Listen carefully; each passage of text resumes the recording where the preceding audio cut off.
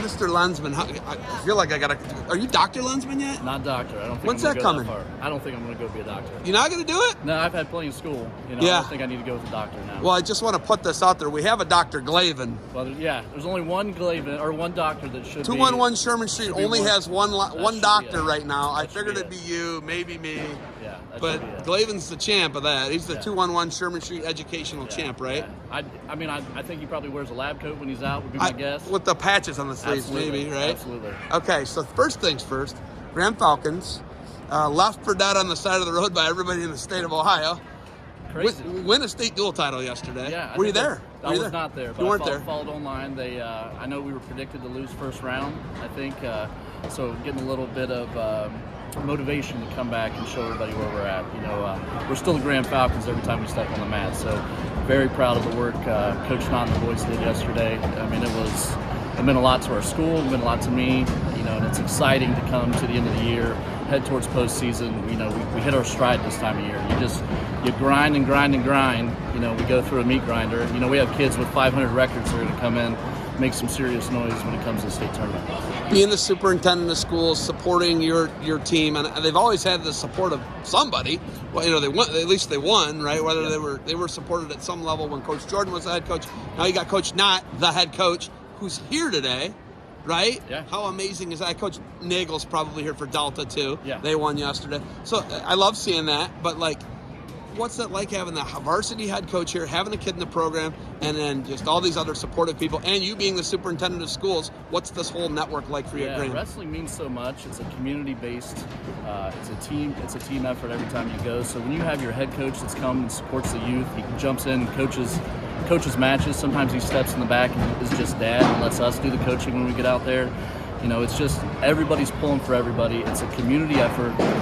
It means the world. It means the world. People see that when we're out too. They're going to see our head coach walking around coaching kids. They're going to see me as a superintendent going around. We're also dads. We have kids in the program. The future's bright for what we're doing. It's homegrown. That's what we're doing. Kids are working their way up from youth to middle school to high school. This train's not stopping. Coach Knott's son's an 80-pounder. What weight is your son? 100. So they're different weights. Yeah. But there's so much competition, right? Yeah. You do realize you guys are a draw and you magnet people, right? People draw, and it's been a thing for 20 plus years. David Taylor, the greatest wrestler in Ohio history, top to bottom with his resume. He's from Wyoming, right? Yeah. He came from Wyoming, and you've had that. Do you ever fear about your kid potentially being bumped out of the lineup? You do, but you tell them you got to get in there and work harder. Iron sharpens iron. It really does. And you go see our youth room right now. Those kids grind and grind.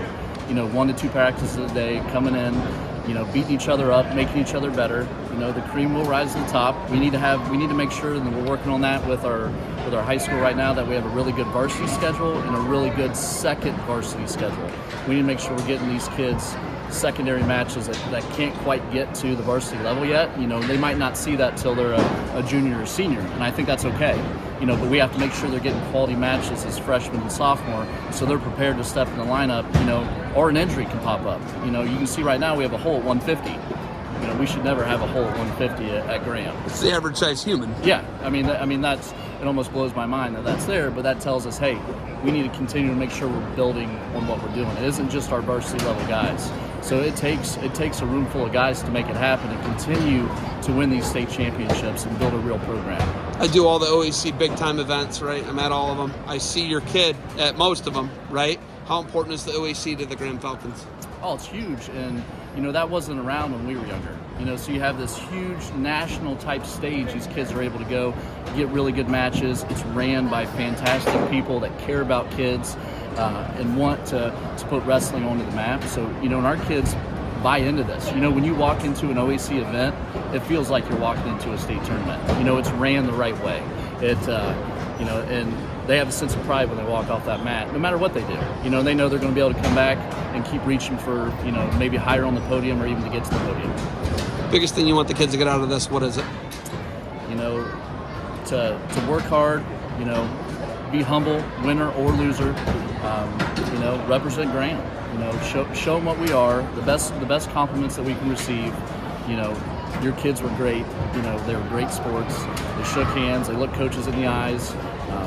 we're making good human beings. It isn't just about wrestlers. So. Okay, I guess the most important question to me, right? I have to go back to 211 Sherman Street. This is a 211 Sherman Street question. I know Joey Glavin had the double room. What did we pull? Numbers out of a hat? What did we do? Pulled numbers out of a hat. Pulled numbers out of a hat. I got the last number, by the way. I lived in a food pantry. You didn't get the top. I didn't get up. Get the attic, though. Who was the attic? That was Flo and Brenner. Flo and Brenner. Yeah. Who was the 4 rooms? It was me. Double room, Glavin. Yes, and I had the caddy corner room to him. I was crossed because you guys put some a bag taped to my door that okay, one time. all right. Yeah, and bringing up old stuff. Yeah, okay. Yeah. Mark got in the room he never stayed in. For sure. And I don't even think he set his bed up for. No. It was just the frame. And then what was the other corner? Fragile Brad. Ed Cooker was there. It's Fragile Brad. Yeah. He had a bunk bed. I think he just had platonic sleepovers and friends come over. But okay. Do you have anything else for me? No, keep doing what you're doing. We love it. We appreciate it. All right. Go Falcons. Yeah. Congratulations on another title, and good luck to you guys moving forward. Appreciate it, Seb.